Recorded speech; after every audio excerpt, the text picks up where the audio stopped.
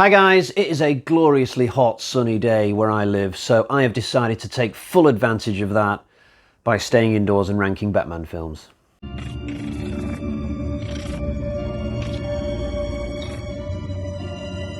So we've got 11 films to get through today. I've not included any Batman animated films. I'm not the world's biggest Batman fan, I'll just throw that right out there. But there are a number of Batman films that I do really like, which is why I've got considerable enthusiasm for this video. I have included a couple of films that aren't strictly Batman films, but they feature Batman as a main character, so I refer to Justice League and Batman vs Superman, although I've only included the most recent version of Justice League. I've not included the original 2-hour cut. I don't see the point in having two versions of the same movie in the same ranking. I've just picked the better one.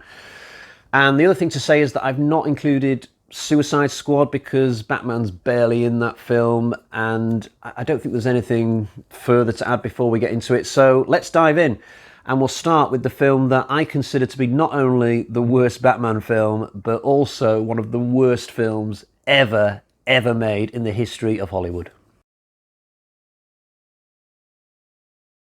I've heard one or two people try and defend this movie in recent years by saying, oh, it's a tribute to the old Batman TV show, and I just think, no, that is not how they sold this film when it came out. They absolutely tried to pass this off as just the latest in a long-running series of Batman films, and it's just terrible. I mean, the sets look fake.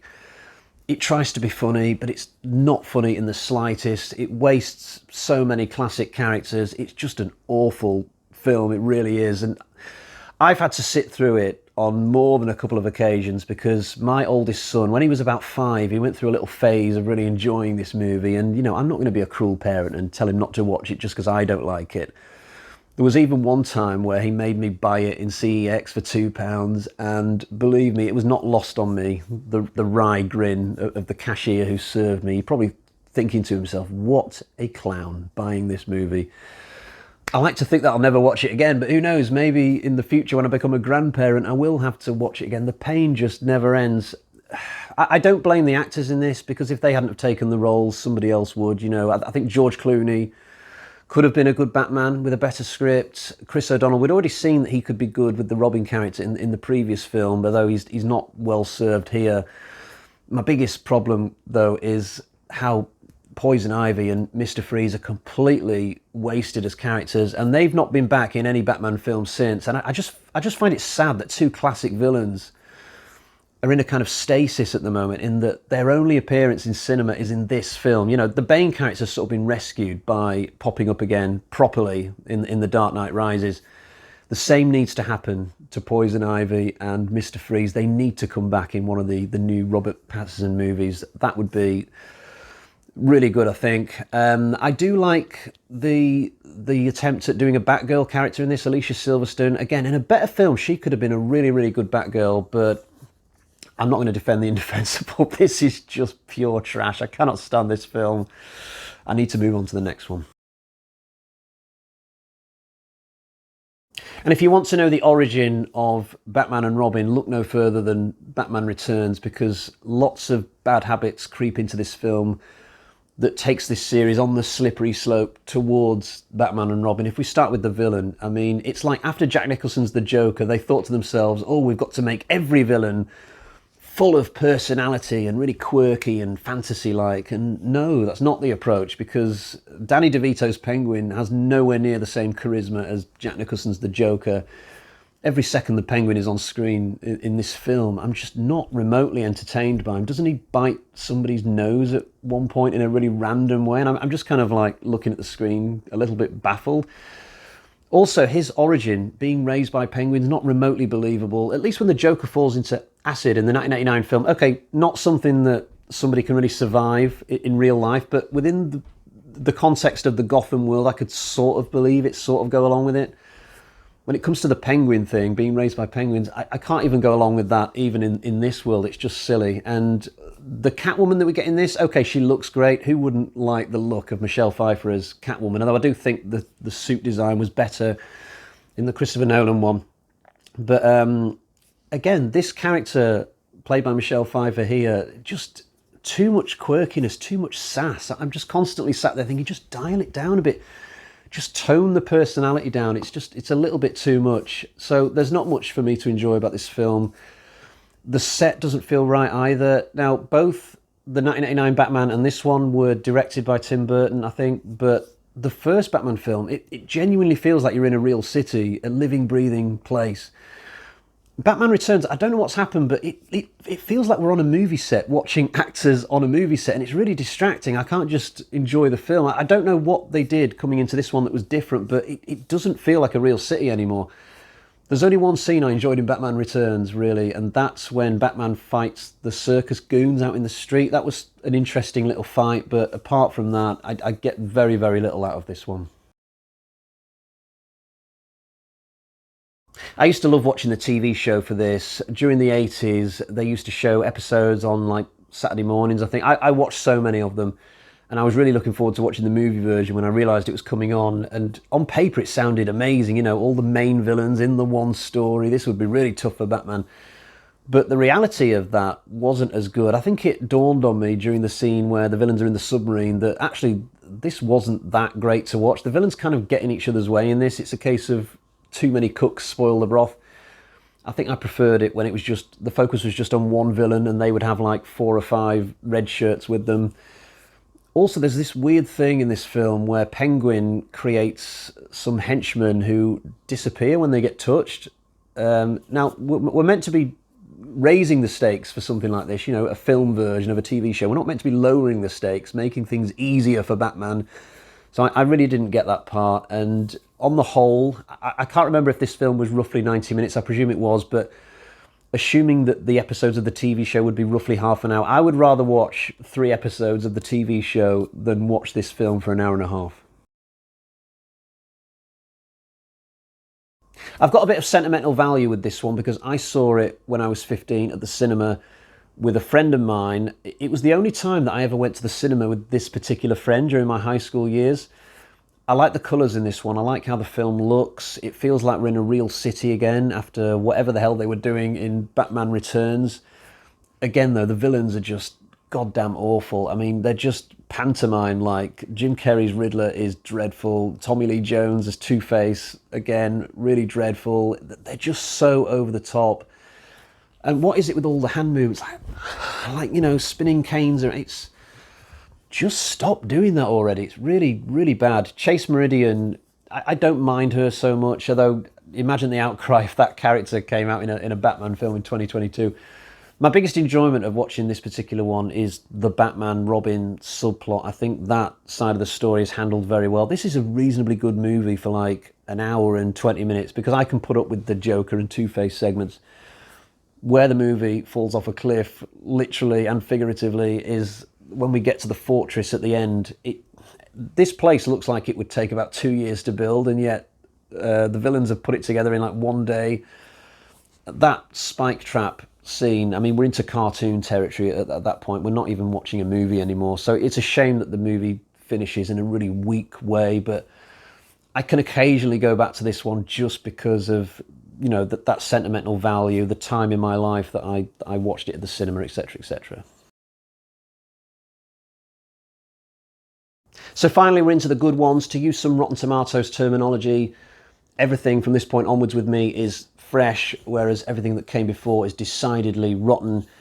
I can't even tell you how much of a breath of fresh air it was to watch this film in 2006, having been dished up Batman and Robin before it. It was great to see a serious take on the character, a serious take on this world. I get that Batman should be comic book to a point, but I think when it comes to a cinema adaptation, you've got to sort of dial down the comic bookness considerably to account for the fact that we're not actually reading a comic book, we're watching a film. The 90s films just didn't get this at all. So if you're asking me why I've only put this film 7th, because I don't have that many flaws for it really. I think in terms of rewatchability, there are just other Batman films to come, some of them from Christopher Nolan, that I just prefer to go back to than this one. You know, when I think about watching Batman Begins, I don't really want to go up the mountain again looking for that flower. I think if I did watch Batman Begins today, I'd kind of be sort of, you know, not really fully engaged with the film until the action gets to Gotham. But I love Christian Bale's Batman. Straight off the bat, he was perfect in the role. I think Katie Holmes does a good job in this film. Having Liam Neeson in there is a big bonus because he's one of my favourite actors, I'd say. And yeah, I just can't give Christopher Nolan enough credit for basically rescuing Batman in this film as a cinematic character. This for me is my favourite, well, I was going to say my favourite of the 90s Batman films, but this one actually came out in 1989, I think. But that's actually kind of symbolic that this came out in a different decade to its three sequels because it does feel very detached from those other films. I kind of feel like this is the only serious attempt at making a Batman film out of that original quartet. I still remember the first night I watched this. I think my mum had rented it, but she'd left it lying around on the side. So I just randomly watched it one night after she'd gone to bed. I was only about 10 or 11 at the time, and I certainly wasn't into comic book films back then, but I thought this film was really grounded and realistic. There was nothing in it that was too zany or over the top. The only thing I don't like about it, even today, is probably Kim Basinger.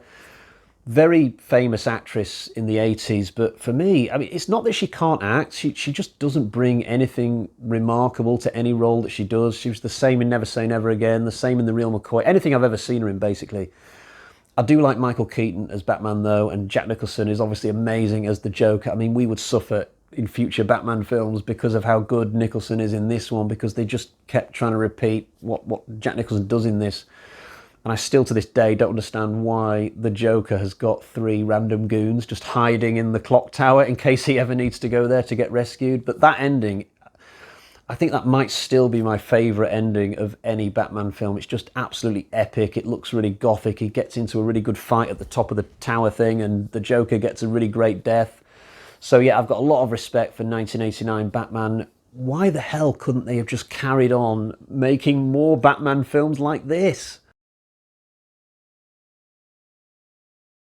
So maybe a bit of a surprise that this one has only come fifth, because I know it is regarded as one of the greatest superhero films of all time. I love it too. But by the time I get to this point of a Batman ranking, I'm really having to look at small reasons as to how I separate these great movies that are left. And there are one or two things I could point at when it comes to The Dark Knight that aren't entirely satisfying. So I'm not a big fan of this version of Two-Face.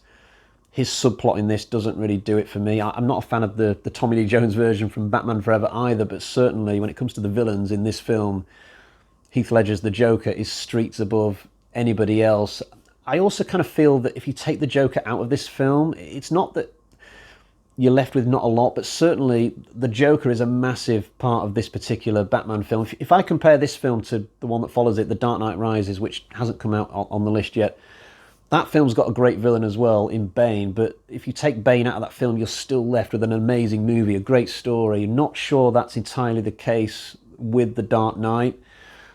All the best bits in this film involve the Joker. It's like one long continuous reel of great Joker films, and that's all very entertaining and all, but I don't know. There are just other Batman films that I find more satisfying when I look at several different factors. But yeah, some of the scenes in this involving the Joker, the bank robbery at the start is just fantastic writing, and the scene where he burns the money later on, just love that. That is so the Joker. And I also love the bit where Batman drives towards him and he just stands there. Batman swerves out of the way and crashes. Just absolutely awesome. So yeah, don't take offence to the fact that this film has only come fifth today. I honestly really, really love it. So just to say a little bit about the 2 hour version of this, I didn't think it was completely awful. I mean, I thought it was bang average, don't get me wrong, but it didn't offend me on the same scale as, say, Batman and Robin. You know, I actually had a really stupid idea just before the 4 hour cut came out.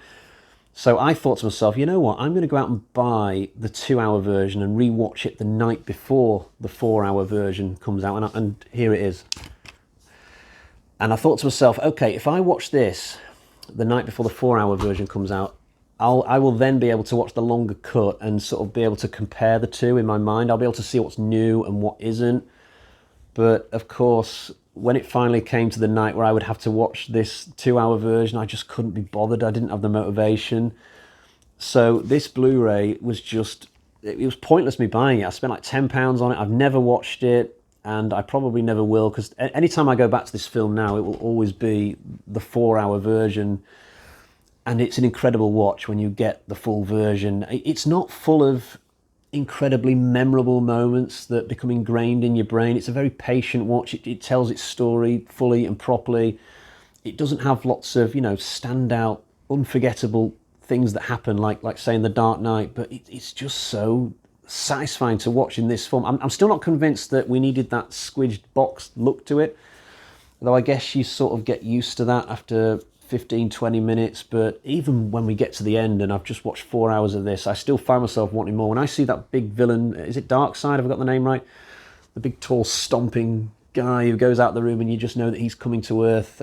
I found myself thinking, I need more of this. I want to watch another sequel. So it's such a shame that we're not going to see the story progress past this point, but I could still absolutely watch this really, really long superhero film again, even knowing that I'm not going to get a completely satisfying resolution to the story, to this world. When it comes to the original release of this, it was such a bad decision by the executives to have such a short version of the film. I'm mainly a horror guy. Horror is my favourite genre. Most of the films I watch, therefore, are like 90 minutes long. But even someone like me, I don't mind sitting still for a longer film if it's right for the film. If I'm going to the cinema, I'm spending loads of money on my ticket and snacks and stuff. I don't see the problem in settling in for the evening. I don't feel like I've got to be out of there after 2 hours necessarily. So, totally the wrong decision originally. I think possibly the money men should have maybe met Zack Snyder in the middle and said something like, okay, maybe we'll cut like a 3-hour version of this film, or slightly less than 3 hours, and save the 4-hour version for the Blu-ray. I think if they'd have done that, they still could have made the first cut of this really palatable to all the people who were looking forward to watching the film. But hey-ho, we've got the proper version now, and in the future I can absolutely see myself bumping this film up into the top 3 of any Batman ranking that I do. As it is, though, right now, that I've only seen it the one time, and I don't know, I just feel like I need to watch it a little bit more maybe in the future. But wow, what an experience watching this. Just a really great film now. For me, the best of the Nolan films. I know that's not a popular opinion, but there's a few reasons why this is my favourite. Firstly, just the fact that it is the concluding chapter. I'm never likely to prefer the middle chapter of what is clearly a trilogy.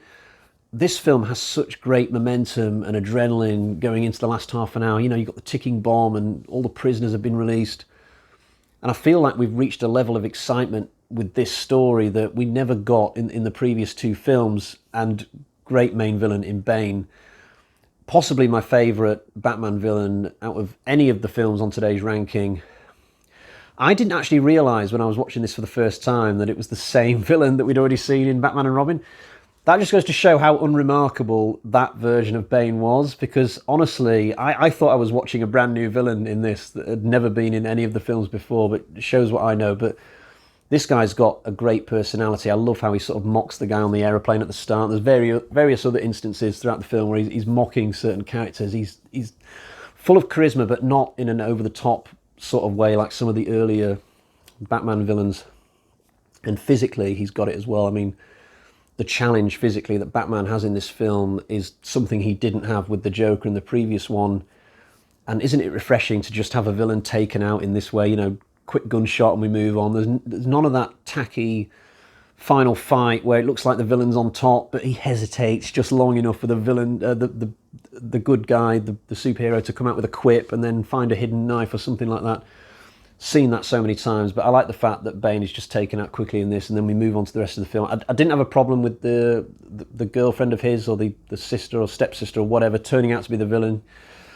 I didn't see it coming, personally. I believe a lot of people who watch this film have said that they did see it coming. It was really obvious. I didn't see it coming, personally. I've always thought that Batman lives at the end of this film, and having watched No Time to Die recently, I look back on The Dark Knight Rises and think, yeah, that was really cool that they did have Batman survive, because when he's taking that bomb out over the ocean, I thought he was going to die, honestly. Although I was talking to somebody once and they said that it's not entirely 100% that he survives this film, because Alfred could be seeing a hallucination of Batman and Catwoman at the end. I'd have to rewatch it. I mean, I've seen the film like 4 times, but none of those viewings have been for a while now, but I was always under the impression that he survived, but maybe I'm being a bit naive with that. This film's got the best ever Catwoman, as far as I'm concerned, out of all the iterations, not just in the way that she looks, but also in terms of the character. I would have preferred if she'd have been a bit more grey. I don't mean in terms of the hair colour, grey Catwoman. She's clearly on the good guy's side in this, but you know what? When this film was cast, this woman who plays Catwoman here, I can't remember her name, but I didn't like her as an actress before this, and when she was cast, I thought to myself, no, not her. But she turned me round within like 10, 15 minutes of this movie because she's absolutely great. I wish I could remember her name, but it's not going to come to me. So yeah, for me, this is a great conclusion to the trilogy. I know I'm kind of in the minority on this one, but this film is just better than the other two, for me anyway. So this wasn't very popular when it came out, and then they made a longer cut, which sort of repaired it for many people, but I actually really enjoyed the theatrical version. So I knew from a very early stage that this was going to be, you know, one of my favourite Batman films, one of my favourite superhero films. Watching the extended cut just made it even better. I've always been a fan of this one. I like Zack Snyder's style. It's very dark and moody, but that's absolutely up my alley, being a horror fan. You know, I don't want camp and tights and stuff. You know, give me something like this and I'm happy. There's lots of great visuals in this film, dream sequences, interesting things to look at, and also it helps the fact that I'd say Batman and Superman are probably my two favourite superheroes of all time.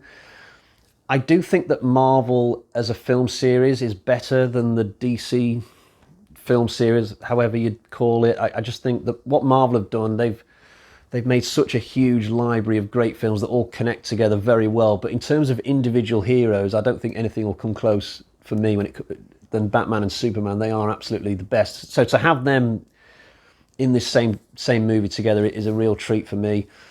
My first superheroes that I ever watched, I think, were the old Christopher Reeve Superman films and the 1989 Batman. So, you know, when I think of the evolution from then to now, or this era, and getting to watch this version that Zack Snyder's put together, it was fascinating to me coming into it. It was fascinating for me to watch it, and it's fascinating to look back on it now. It's curious to me that people don't enjoy this film, because for me it's just a real treat. And the ending of it is not something that I would normally like, having some weird creature just stomp around King Kong style and ruining buildings and stuff.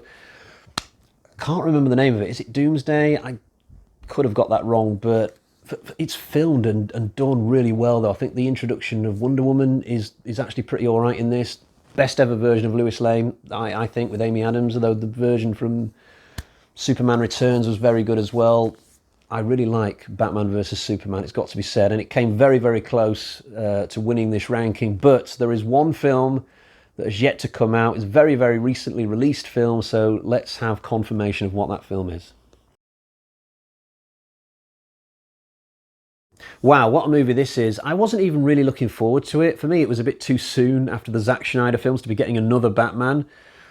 And the trailer didn't massively excite me. I mean, it was an all right trailer, but it didn't make the film seem overly special. And I would have been quite happy, actually, to just wait for this film to come on TV at home to watch it.